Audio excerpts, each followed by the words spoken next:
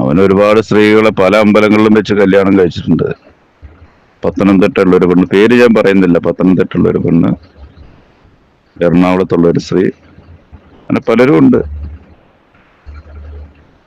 Cinema producer, വീട് വയനാടാണ്, ഞാൻ ഖത്തറിലാണ് ജോലി ചെയ്യുന്നത്. പിന്നെ ഇപ്പോൾ ഈ സോഷ്യൽ മീഡിയയിലൊക്കെ യൂട്യൂബിലൊക്കെ ഇങ്ങനെ എപ്പോഴും കാണാം നമ്മുടെ സോജൻ വർഗീസിന്റെ കല്യാണം കഴിഞ്ഞ ഇതും. അപ്പോ അതിനെക്കുറിച്ചൊന്ന് പറഞ്ഞു. അവന് ഒരുപാട് ആൾക്കാരുടെ ജീവിതം തകർത്തിട്ടുള്ള ഒരാളാണ്. ഒന്നെന്റെ, പിന്നെ ഞാൻ അറിയുന്ന തന്നെ കുറെ ആൾക്കാർ, കുറെ സ്ത്രീകൾ. സിനിമ പ്രൊഡ്യൂസറാണ്, അതാണ് ഇതാണ്, സിനിമാ നടനാണ് എന്നും പറഞ്ഞിട്ടാണ് ഇവൻ ഓരോരുത്തരെ നമ്പർ സംഘടിപ്പിച്ചിട്ട് വിളിക്കും. പിന്നെ ആ സ്ത്രീനെ വിളിക്കുന്ന അവന്റെ അമ്മയാണ് വിളിക്കുന്നത്. അവനൊരു കല്യാണം വേണം, അങ്ങനെ സ്വർണം വാങ്ങിയെടുക്കും, അവരുടെ കയ്യിലുള്ള പൈസ മേടിച്ചെടുക്കും, എന്നിട്ട് ഏതെങ്കിലും ഒരു അമ്പലത്തിൽ കൊണ്ട് ഒരു താലി കെട്ടും, എന്നിട്ട് അവന്റെ വീട്ടിൽ കൊണ്ടുവന്നിട്ട് അവന്റെ കാര്യങ്ങളൊക്കെ നടത്തും. എന്നിട്ട് ഇവനൊന്നും മദ്രാസിൽ പോകുമെന്നും പറഞ്ഞ് ഇവനങ്ങ് പോകും. പിന്നെ ആ തള്ള ആ സ്ത്രീയെ ചവിട്ടി ഓടിക്കും.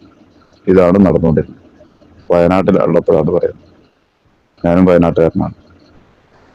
അവന്റെ അമ്മാവന്റെ മോളെ കാണിച്ചിട്ട് അവൻ പലരോടും പൈസ മേടിച്ചിട്ട് എൻ്റെ അടുത്ത് നടക്കും. കല്യാണം കഴിക്കാനാണ്, കല്യാണം കഴിക്കാൻ സുഖമില്ലാത്തൊരു കൊച്ചാണ്. ചെറുപ്പം തൊട്ടേ സുഖമില്ലാത്തൊരു കൊച്ചായിരുന്നു.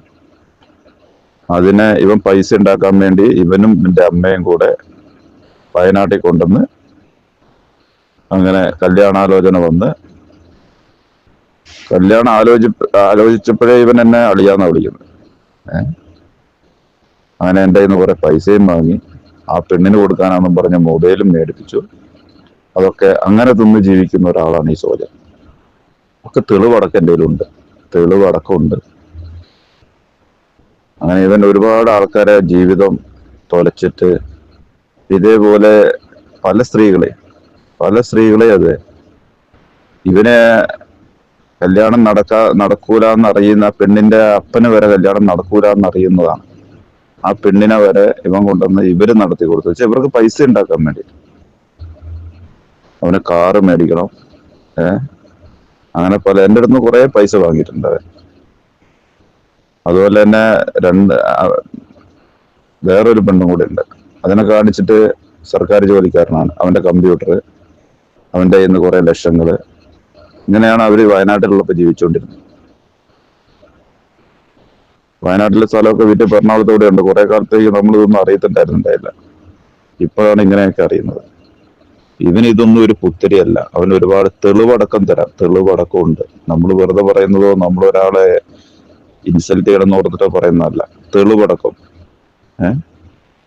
എന്തായാലും ഞാനിപ്പോ വിദേശത്താണുള്ളത്, നാട്ടിൽ വരട്ടെ, തെളിവടക്കം ഞാനത് തരാം. ഇങ്ങനെയൊക്കെയാണ് ഈ തള്ള. അവന്റെ അമ്മ, തള്ള എന്ന് വെച്ചാൽ അമ്മ, ഈ അടുത്ത ദിവസം ഒരു മീഡിയയിൽ കണ്ടിരുന്നു, മദ്യപിക്കാറൊന്നുമില്ല. വിദേശത്തൊക്കെ ഇങ്ങനെ നമ്മളൊക്കെ വരുമ്പോൾ നമ്മളെയൊക്കെ വിളിച്ച് പറയുമായിരുന്നു മദ്യം. വോഡ്കയാണ് വേണ്ടത്, വോഡ്കയാണ് അവരുടെ ബ്രാൻഡ്. ഇതൊക്കെ ഇങ്ങനെ കാണുമ്പോൾ ഒരു വിഷമം, അതുകൊണ്ട് നമ്മളൊക്കെ പ്രതികരിച്ച് പോകുന്നേ ഉള്ളൂ. അവൻ കള്ളു പിടിക്കാറില്ല, പെണ്ണ് പിടിക്കാറില്ല, ഒന്നുമില്ല. തെളിവ് ഞാൻ തരാം, എന്നെ കോണ്ടാക്ട് ചെയ്താൽ മതി, ഞാൻ തരാം തെളിവ്. ഓക്കെ. സോജൻ ഒരുപാട് ആൾക്കാരെ പറ്റിച്ച് ജീവിക്കുന്ന ഒരാളാണ്, ജോലി ചെയ്ത് ജീവിക്കുന്ന ഒരാളല്ല. എങ്ങനെയെങ്കിലും പൈസ ഉണ്ടാക്കണം, ആരെ പറ്റിച്ചായാലും ഉണ്ടാക്കണം എന്നുള്ളൊരു ചിന്തയായിട്ട് നടക്കുന്ന ഒരാളാണ്. കുറെ കാലം അവന്റെ അമ്മാവന്റെ 2 പെൺമക്കളുണ്ടായിരുന്നു, അവരെ വെച്ചോണ്ടായിരുന്നു പൈസ ഉണ്ടാക്കിക്കൊണ്ടിരുന്നത്. എന്താ വെച്ചാല് ഇളയ പെണ്ണിനെ കെട്ടിയത് ഒരു സർക്കാർ ജോലിക്കാരൻ, മൂത്ത പെണ്ണിനെ കെട്ടിയ ആള് ഞാൻ, അതായത് ഗൾഫിലാണുള്ളത്. ആദ്യം കല്യാണം കഴിച്ചത് അനിയത്തിനെയാണ്. അനിയത്തിനെ സർക്കാർ ജോലിക്കാരനായതുകൊണ്ട് മാസം അതിന്റെ പൈസ അവന്റെ വീട്ടിൽ പോയി അവന്റെ കമ്പ്യൂട്ടർ എടുക്കുക, ലാപ്ടോപ്പ് എടുത്തിട്ട് പോവുക. കുറെ കാലം അവനെ കൊണ്ട് ജീവിച്ചു. അത് കഴിഞ്ഞ് കെട്ടിയത് ഞാൻ. പെങ്ങൾക്ക് മൊബൈല് വേണം, പൈസ കുറെ വേണം,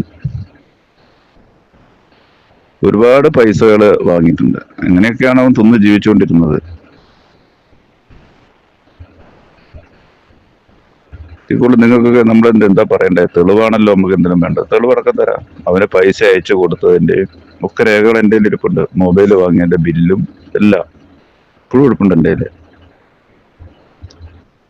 നമുക്ക് ഒരു കാലത്ത് ആവശ്യം വരുമെന്ന് എനിക്കറിയാം. അതുകൊണ്ട് ഞാനതൊക്കെ സൂക്ഷിച്ചു വെച്ചിട്ടുണ്ട്. അവൻ്റെ അച്ഛൻ ഏതോ കാലത്ത് മരിച്ചു പോയതാണ്. അവൻ എൻ്റെ അടുത്ത് പറഞ്ഞത് അവൻ്റെ അപ്പം മരിച്ചിട്ട് സുഖമില്ലാത്തതുകൊണ്ടാണ്, ഹോസ്പിറ്റലാണെന്നും പറഞ്ഞിട്ടാണ് പൈസ മേടിച്ചെന്നോട്. കല്യാണാലോചന വന്നതേ ഉള്ളൂ, അന്നേരത്തേക്ക് അവൻ എന്നോട് പൈസ മേടിച്ചു ചോദിച്ചു. അവൻ്റെ അച്ഛന് സുഖമില്ലെന്നും പറഞ്ഞു. നമ്മളറിയില്ലല്ലോ, നമ്മൾ വിദേശത്താണ്, നമ്മൾ ഖത്തറിലാണുള്ളത്, ഗൾഫിലാണ്. അപ്പം നമ്മളറിയത്തില്ല, നമ്മളതിൻ്റെ ഡീറ്റെയിൽ ഒന്നും തപ്പാൻ പോയില്ല. ഒരാൾ സുഖമില്ല, ഹോസ്പിറ്റലാന്ന് പറയുമ്പോൾ നമ്മളത് ചെയ്തു, അത്രേ ഉള്ളൂ.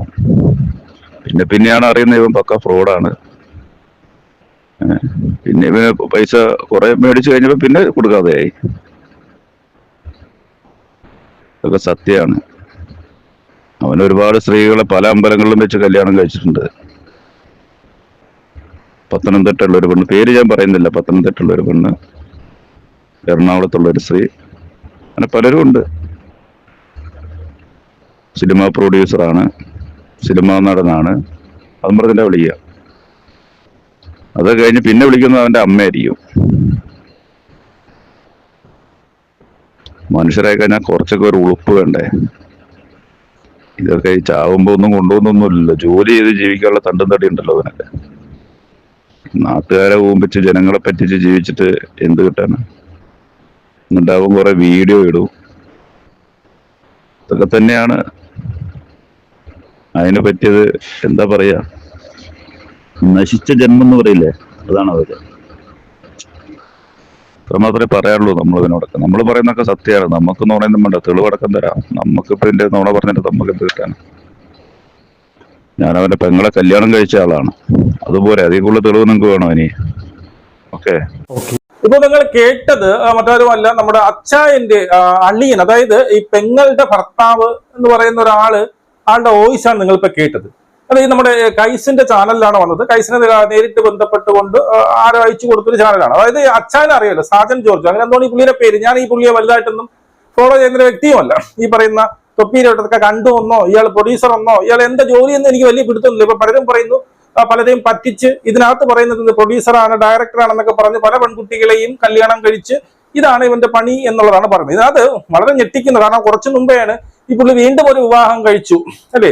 പുള്ളി ഏതൊരു പ്രായമുള്ള ഒരാളാണല്ലേ, 19 വയസ്സ് വരും തോന്നുന്നു. ഇപ്പം കല്യാണം കഴിഞ്ഞ കൊച്ച് ഈ പറഞ്ഞ കുറച്ച് ചെറുപ്പക്കാരൻ, അതിലൊന്നും നമുക്ക് വിഷയമൊന്നുമില്ല. പ്രായമായ ആളെ കൊച്ചു പിള്ളേരെ അവൾക്ക് ഇഷ്ടമാണെങ്കിൽ നമുക്ക് അതിൽ കുരുപൊട്ടിയിട്ടൊന്നും കാര്യമില്ല. പക്ഷെ ഇപ്പൊ ഇവര് ഉന്നയിക്കുന്ന ഒരു ഭീകരമായിട്ടുള്ള ഒരു ആരോപണം എന്ന് വെച്ച് കഴിഞ്ഞാൽ, ഇവൻ പലയിടത്ത് പോയി വിവാഹ തട്ടിപ്പ് എന്നുള്ള രീതിയിൽ, അല്ലെങ്കിൽ പലരെയും പ്രലോഭിപ്പിച്ച് ഞാൻ ഡയറക്ടറാണ്, ഞാൻ പ്രൊഡ്യൂസറാണെന്നൊക്കെ പറഞ്ഞ് പലയിടത്തും, അത് ഒരു 4-5 പെൺകുട്ടികളുടെ കേസ് പറയുന്നുണ്ട്. അവിടെയൊക്കെ എന്ത് ചെയ്തു, പോയി വിവാഹ തട്ടിപ്പ് നടത്തി. ഇതിന് കൂട്ടുനിന്നത് സ്വന്തം അമ്മയെന്ന് കൂടിയാ പറയുന്നത്. അതായത് ഈ പുള്ളിനകത്ത് പറയുന്നുണ്ടോ, അതെന്താണ്, ഇവൻ കല്യാണം കഴിച്ചുകൊണ്ട് പോകും, അവിടെ പോയി നിന്നിട്ട് ഇവൻ വേറെ ചെന്നൈയിലോ അങ്ങോട്ട് അവിടെ പോകുമ്പോൾ പിന്നെ അമ്മയായിരിക്കും കൂടെ ഉണ്ടാകുന്നത്.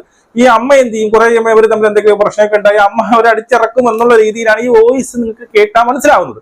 അപ്പൊ എന്തായാലും ഇതൊക്കെയാണ് ഇതിന്റെ സത്യാവസ്ഥ എന്നൊന്നും അറിയത്തില്ല. എങ്കിലും പുള്ളി എന്ത് ചെയ്തു പറയുന്നുണ്ട്, ഞാൻ അവരുടെ സഹോദരിയെ കല്യാണം കഴിച്ച ഭർത്താവാണ്, അതായത് അളിയനാണ്, അതുകൊണ്ട് നിങ്ങൾക്ക് എന്നെ വിശ്വസിക്കാം എന്നൊക്കെ പറഞ്ഞുള്ള വോയിസ് ആണ്. എന്തായാലും ഞെട്ടുന്ന വോയിസ് ആണ്.